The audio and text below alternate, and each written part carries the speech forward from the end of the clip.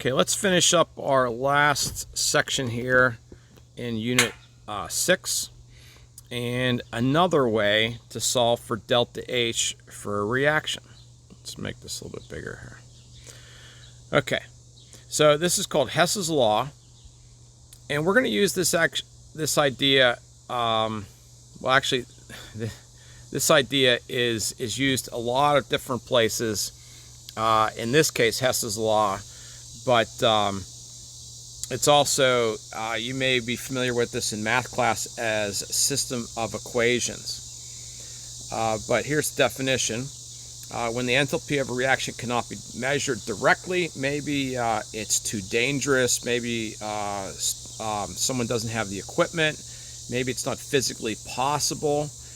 You could do a series of other reactions, intermediate reactions, that could be used indirectly to obtain this new heat of reaction. So you might do a series of a couple reactions that are easily incorporated into maybe a high school or college lab, and then take those values in with system of equations, identify this new or this unknown chemical reaction, the delta H value for that reaction. So very typical. Here's an example. For some reason or another, nitrogen gas plus 2 oxygen gases making 2 nitrogen dioxides. Someone's not able to perform that in the lab, or too dangerous, or there's a number of different reasons why someone isn't able to do that, complete that reaction and solve for delta H. But maybe they were able to do these other 2 reactions. Well, we could use those 2 to figure this last one out. So we're going to figure out why they added these 2 delta H values to get the answer for the unknown reaction. So the system of equations, how it might be familiar to you from math class, is we need to get N2 gas as a reactant, same coefficients, and in reaction 1, it's there. We need to get, we'll come back to oxygen in a second. We need to get 2 NO2s as a product, and guess what? There it is. 2 NO2s as a product. So we didn't have to rearrange reaction 1 or reaction 2. There are times where maybe instead of reaction 2 as it's stated, maybe it was stated this way.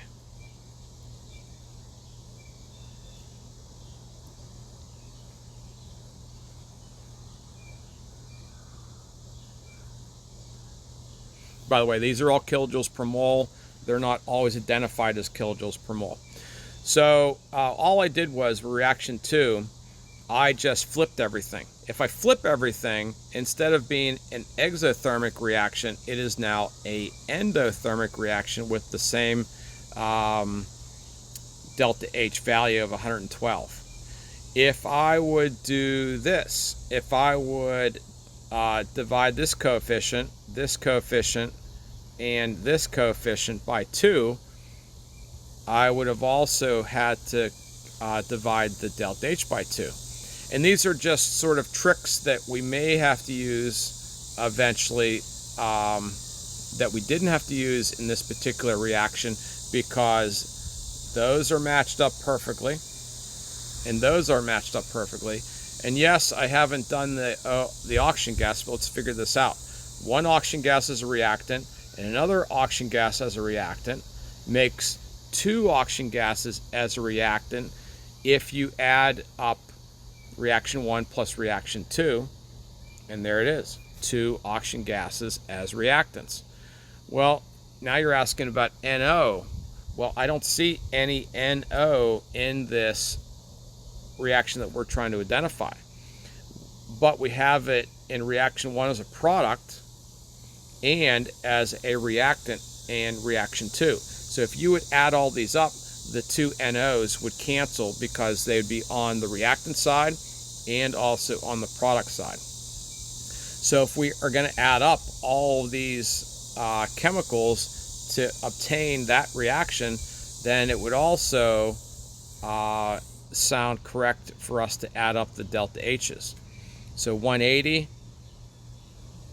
plus a negative 112 should give us our answer. And in this case, whoops, we don't want to do that.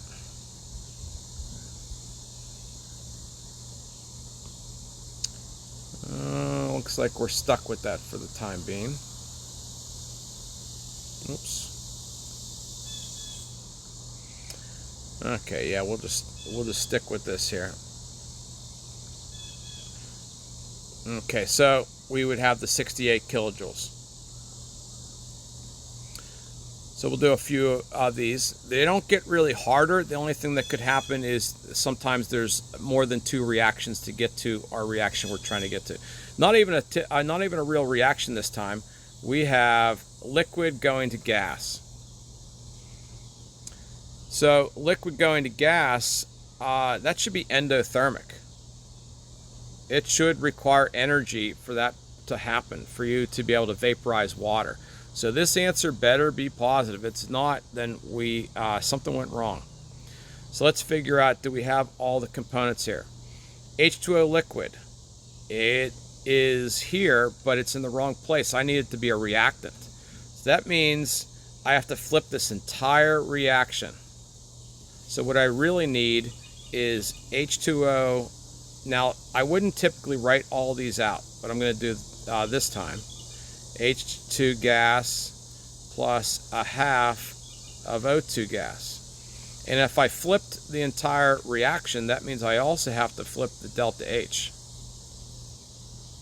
So instead of negative 285, I got positive 285.8. Okay, the second reaction, so now if I did flip that, I have H2O now in the correct spots. Right there. The H2O gas, it's already in the right spot. And by the way, both these already have the correct coefficients. So I don't have to do anything to this second reaction. I can use that number as is. So here are all my delta H's that I need to add up. So I have a positive 285.8 kilojoules per mole. See you, Jim. Have a good day. Yeah, you too. And then a negative 285.8 kilojoules. And that's going to give us our answer. And that's going to come out to be 44. Whoops, I think I just added, I put the wrong number in there. Sorry. Negative 241.8. Easy to miss a number here and there. So when you add those two up, it equals 44 kilojoules per mole. That is a positive. So we could double check some of these reactions. In this case, we were able to double check that one. Okay, moving on. So this time we have 3 chemical reactions to get to our destination here. We need 2 carbons, but we only have 1 carbon here. So what would happen if we multiply this by 2, this by 2, this by 2? That means we'd have to multiply this by 2. Okay, so now we have the 2 carbons in the right spot. Hydrogen gas we need. Well, we have it here. It's the correct coefficients and everything. So that means that we're not going to do anything to the second reaction of delta H2. We need C2H2, and we actually learned this as ethine. It does have a common name, and it's in the wrong spot, and it's in the wrong amount of coefficients. So we're going to have to divide everything in here by 2. You know, if you just take a half of everything there, that would work. And on top of that, we need to flip it all. So instead of me rewriting everything, I'm just going to put a little negative in there. That means that I need to take the negative of a negative, basically. So what does that really mean? We have a delta H1. Remember I said we have to multiply that by 2.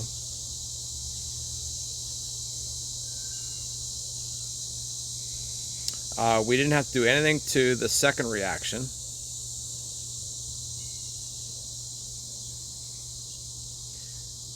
By the way, you might be asking about the auctions. They're going to cancel out once you have multiplied things by 2's or flipped the reactions and divided by 2, like we were talking about with delta H3. And then again, we did talk about in delta H3, we were going to have to take the half of negative half of that delta H value. And when we multiply, add all the things we need to do in that one, I think we're going to get a positive answer. You don't have to put the positive in there.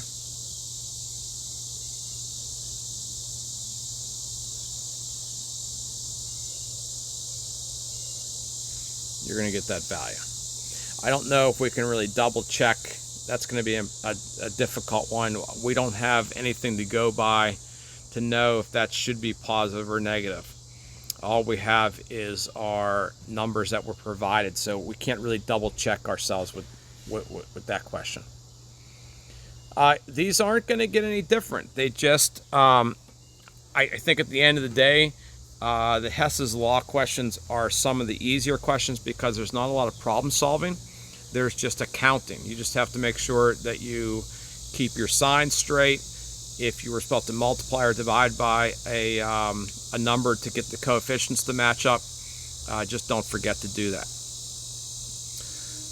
So again, here is our chemical reaction that we're trying to obtain a delta H value for. And we have a series of reactions that will help us get there.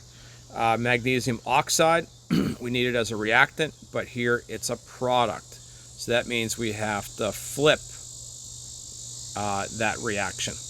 Okay, that means we're going to have to flip that sign. We have CO2 as a reactant, but we have CO2 as a product. So we're going to have to flip this one also. And then magnesium carbonate is already in the right coefficients in the right spot, so we don't have to do anything with that third reaction. All the other chemicals, when you do the flipping, will cancel out. So we need to remember we're flipping that negative 601, so you could put a negative in front of the negative, but I'll just do that work in my head there. You're going to flip the negative 393.51, so that's going to give you a positive 393.51. And then we still, let's give ourselves a little bit more room there. And then we still have that third reaction with a delta H value that we didn't have to do anything to it.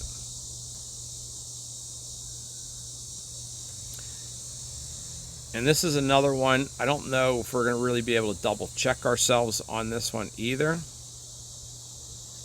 But there is the delta H for that reaction when we add those three numbers up. By the way, because these are true values, accepted values, we're not going to be interested in worrying about significant figures. So I'm not really doing any rounding at all with these questions. So still Hess's Law, but you can adapt it in different ways, and we could, let's introduce delta H solution. By the way, you could always just call these delta H, but a lot of people call them delta H reaction, delta H formation, delta H solution. There's a number of delta H's. So if you're trying to dissolve a solute into a solvent to make a solution, there is usually energy released or energy absorbed. And we've talked about that in previous sections because bonds being broken, bonds being formed, and sometimes those are very exothermic, sometimes they're very endothermic, sometimes they're closer to a zero value, but there's always some sort of energy associated with that. So we could use Hess's law to kind of figure some of these out too. So if you take NaCl and you dump it in water, you probably wouldn't notice any change in temperature. So therefore, the delta H for that heated solution is probably not very large, but we can try to figure it out here. So what really is happening? That is really what's happening, and we've identified that in a number of previous units. Well, I was able to dig around in some tables and find some values that will allow us to get to this reaction, well, not really a true reaction, just a heated solution. So I found a lattice energy value, and I found a heat of hydration value. And if I use Hess's law, I will get some things to cancel and some things that will not cancel. And that will obtain that heated solution that I want. So I didn't have to rearrange anything. I didn't have to change any coefficients. I just have to add those two values together. And 788 plus a negative 784 is going to give you 4 kilojoules per mole. So when you dump salt into water, not much in the way of a change in delta H, but it does. It has a slightly endothermic 4 kilojoules per mole heated solution value. And our last question, so these Hess's law questions easily adapt to multiple choice. Let's see what we got here. So we'll just do the crossing out like we just did previously. We need iodine. Well, let's talk about this one, by the way. A solid going to a gas, that should definitely be endothermic. So the answer better be positive. Unfortunately, they're all positive, so we weren't able to eliminate any answers just by knowing some things about endo and exothermic. But what do we got here? We got I2 solid, so it's in the right spot, but it's not in the right amount. We need to multiply this entire reaction by 2. I2 gas, there's I2 gas, but not only is it not in the right spot, it's not the right coefficients. So we need to flip it. So that means we need to multiply it by a negative, and then it's not in the right coefficients, so we have to multiply it by a negative 2. So 26 times 2, that's 52. A negative times a negative is a positive, and then 2 times 5 is 10. So there we have the 62. Okay, that's it for Unit 6.